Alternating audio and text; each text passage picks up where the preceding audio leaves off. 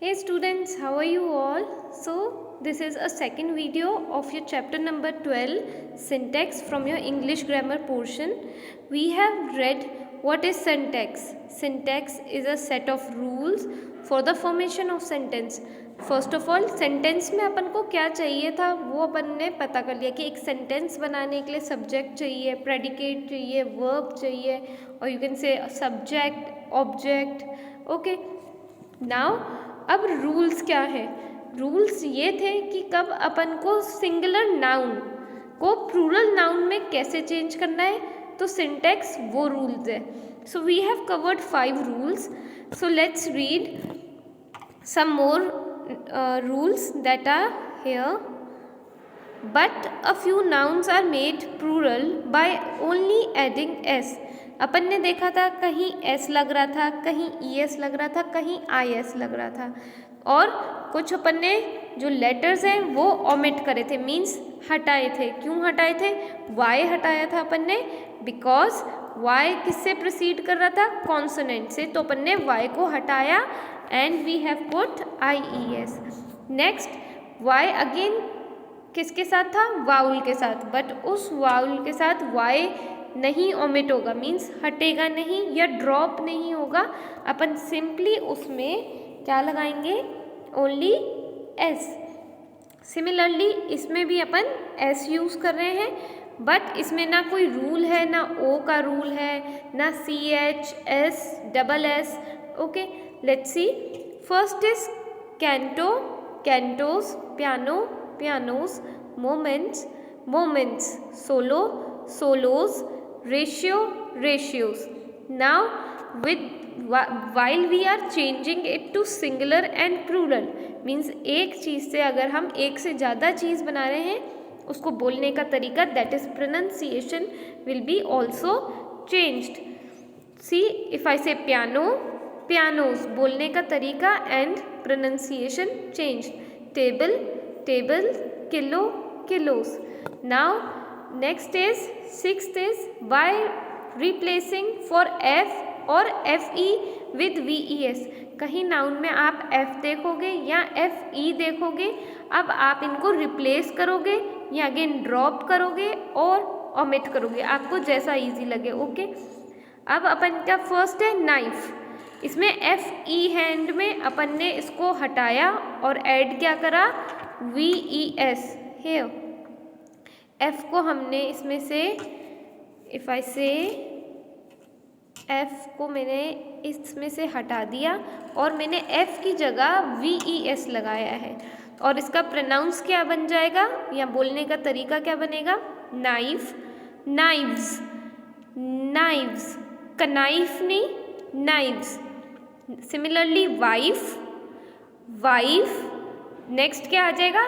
Wives, wives. Thief, thieves. Leaf, leaves. Loaf, loaves, loaf, loaves. आप इतना slowly नहीं बोलोगे, आपको प्रोनाउंसिएशन समझ में आए इसलिए I am going slow. Next is self, selves, self, selves. Life, lives. Elf, elves. Next is few nouns ending in f और fe takes only s.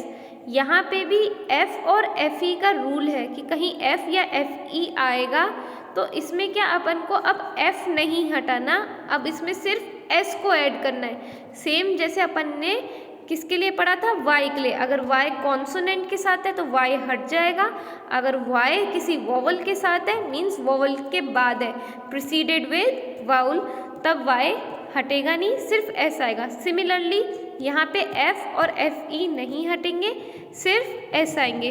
You can here read this of your own. Next is also some nouns take both ves और s.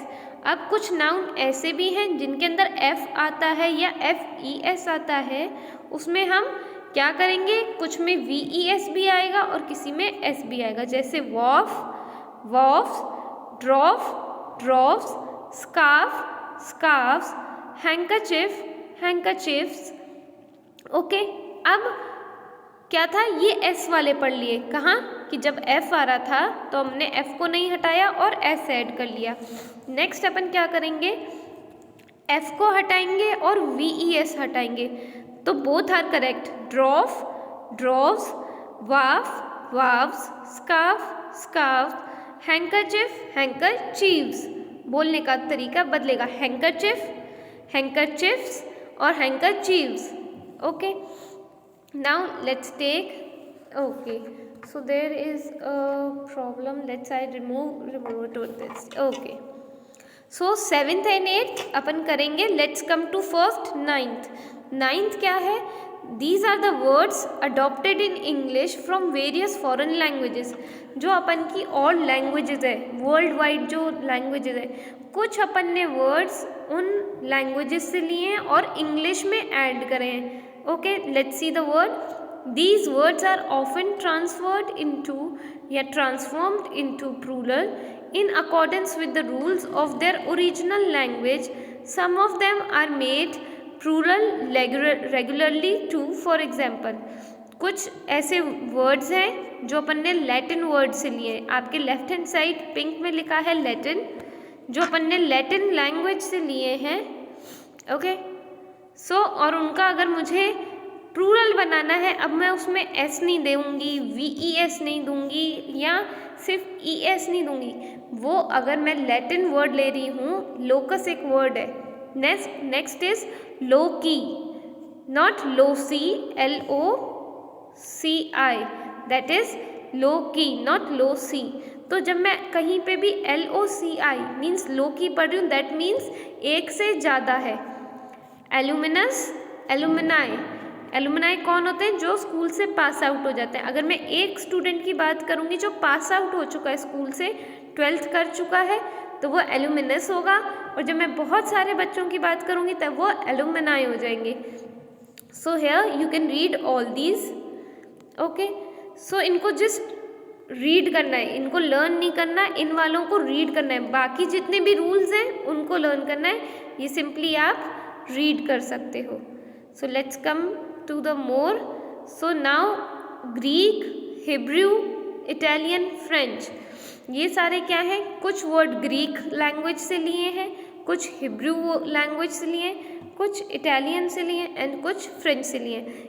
आपको मैं बार बार repeat कर रही हूँ, इनको सिर्फ आप रीड करो, ये सिर्फ आपकी नॉलेज के लिए, इनको आपको लर्न नहीं करना। Okay, so let's it, yes. Now let's see that the 10th one. 10th one is here.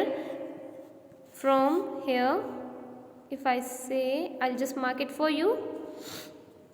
From here, there are many nouns which do not change their form. कुछ नाउन ऐसे हैं जो चेंज ही नहीं होते form में। अपन ने सारे के सारे जितने भी पढ़े हैं, आपको ये याद रखना है, ये सारे के सारे नाउन हैं, पर कुछ नाउन ऐसे हैं जो कि फॉर्म चेंज नहीं करते। ओके, तो ये भी एक रूल आपको याद रखना है। Next is 11th, we should be careful while making plurals. There may be change of the meaning और there may be the two meaning of the plural. अब कुछ ऐसे हैं नाउन, अगर मैं उनका प्लूरल बता दूंगी तो उनके टू मीनिंग्स निकलेंगे, एक कोई और मीनिंग होगा एंड वर्ड सेम रहेगा, फॉर्म चेंज होगी, बट फॉर्म चेंज होने के साथ साथ उसके मीनिंग चेंज होंगे। Let's see. Okay, I will just show it here.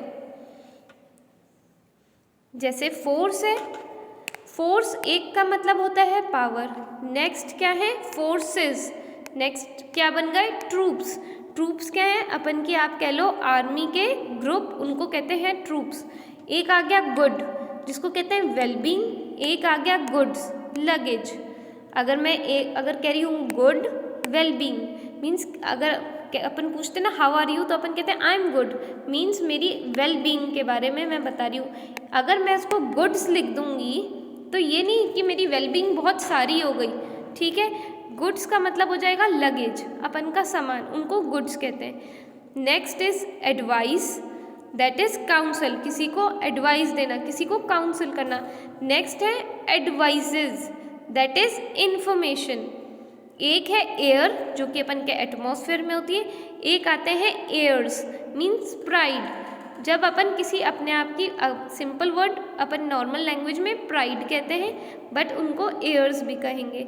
Next is colour, that is hue. Hue का भी मतलब कलर होता है। नेक्स्ट जैसे ही मैं उसको कलर्स लगा दूंगी तो उसमें ह्यूज का भी आ जाएगा मीनिंग, प्लस फ्लैग्स भी आ जाएंगे। मैं कहूँगी I have seen so many colours, तो मीन्स इसका मतलब बहुत सारे कलर्स देखे हैं, बहुत सारे ह्यूज देखे हैं, या मैंने बहुत सारे फ्लैग्स देखे हैं। Got my point? And let's take the last one here, letter, letters. तो लेटर क्या आ गए अपन के अल्फ़ाबेट।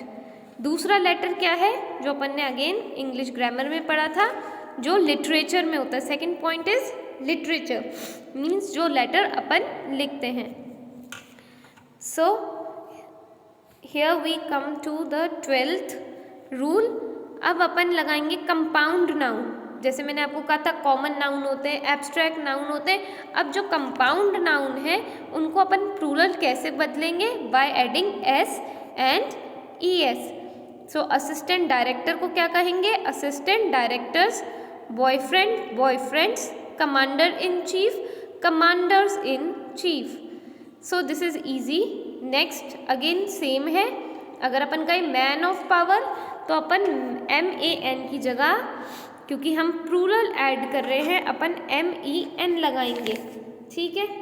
और इसमें S नहीं लगा रहे।